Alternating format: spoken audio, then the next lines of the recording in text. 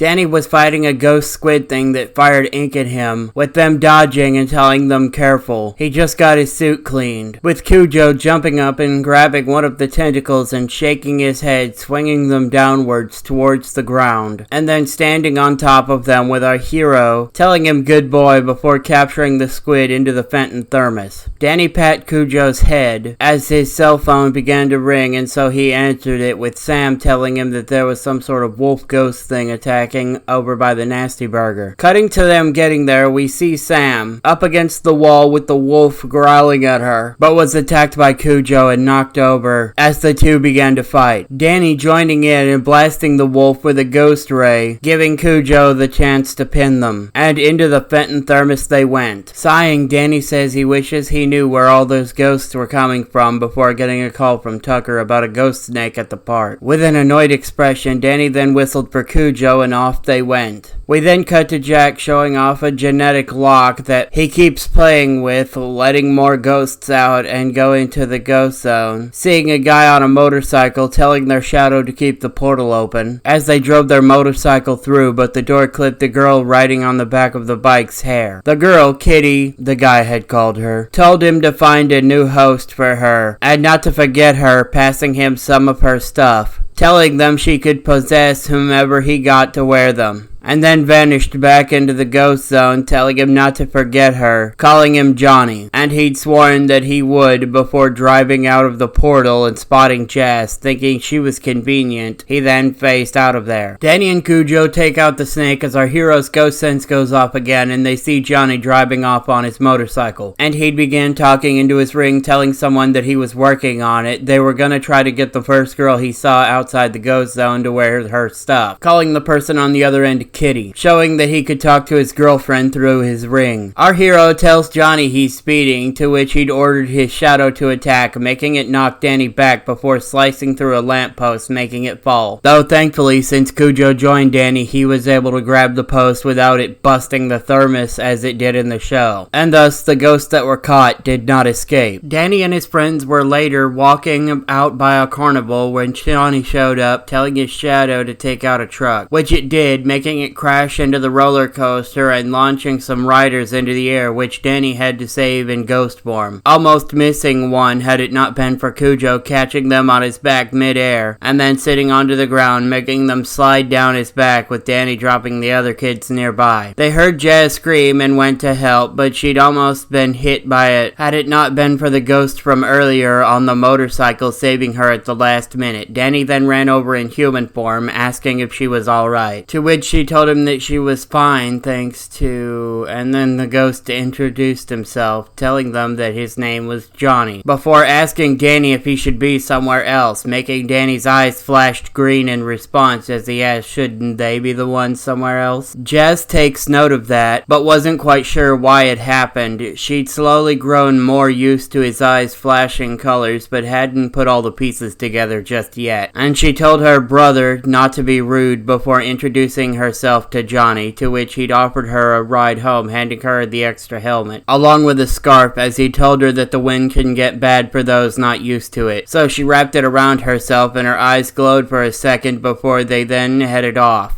Getting on home later, Danny sighs in annoyance seeing Johnny's motorcycle and goes inside. Seeing Jazz flirting already with the guy, life saved earlier that day or not, that was just too fast to move, and Johnny asked Jazz if they had somewhere like a basement or something where the two could be alone, which she'd taken down to the lab and proceeded to be yelled at by Danny and their parents. Cutting to later on after school, Johnny asked Jazz if she wanted to go for a ride, offering her a jacket, which she'd put on, and more of Kitty's influence had overtaken her, as they began driving off, with Danny's ghost sense going off and seeing Johnny drive off with Jazz. Chasing after them, Johnny sent out his shadow to attack, which Danny had discovered that bright lights were what was needed while fighting them, and so made his hands glow while bashing them, making the shadow return to Johnny. Danny then changed to human form and dropped down in front of Jazz, pretending to have been spying to cut off stop whatever they were doing and keeping Johnny from offering Jazz the ring. Getting annoyed by Danny constantly bugging them, she told their parents that he was spying on them as Johnny got annoyed and drove away. Later on that night, Johnny did come back to talk with Jazz again. He told her he just couldn't stay away, holding the ring, asking if Jazz was interested in being his girl, to which Danny told him Jazz was no one's girl. Walking over, Danny slides down the coat, not knowing it would help at all. As he tried to get her to see reason, Johnny grabbing him and saying that he'd had enough. The goat falls off Jazz, making her realize what's going on, and she was about to yell at Johnny as Danny changed into his ghost form, not knowing Jazz was watching, thinking she was hypnotized or something and that she wouldn't remember, sort of like what happened back with Freak Show and the Ecto-Neurite. Danny then blasted Johnny into a wall. Growing annoyed, Johnny tells his shadow to attack as it appeared in its ghostly form again, as Danny told them nice attack dog, he's got one of those too, and whistled for Cujo, who appeared in their attack dog form, growling menacingly. Danny tells Cujo to protect Jazz while he dealt with the shadow, and the ghost dog listened, getting between Jazz and Johnny, growling. While Jazz was watching all this, Danny flew off with the shadow as they were fighting, and Johnny flew up, slamming Jack and Maddie's bedroom door, and put a chair in front of it, telling them that he didn't want them cramping his style after hearing them yell, and then flew back down, trying to find a way to get Jazz, with Danny calling up Tucker, finding him all gothed out, and asked what happened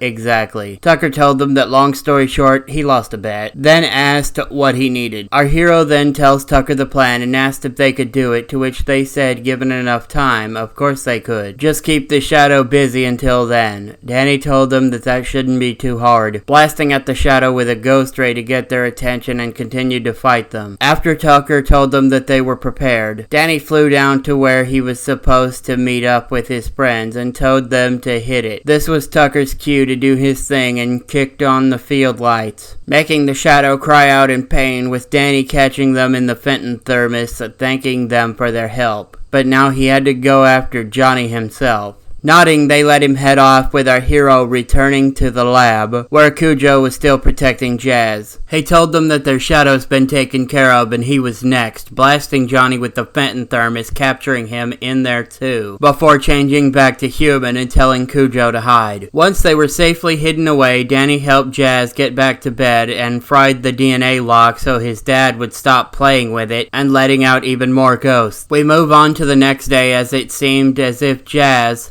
didn't remember anything, just telling them that all she remembered was Johnny saying he was gonna skip town and asking if she'd go with him, but that was moving too fast for her, so she broke it off with him, and he'd left. Though we do see her give Danny a subtle side glance and smiled, thanking him for watching out for her.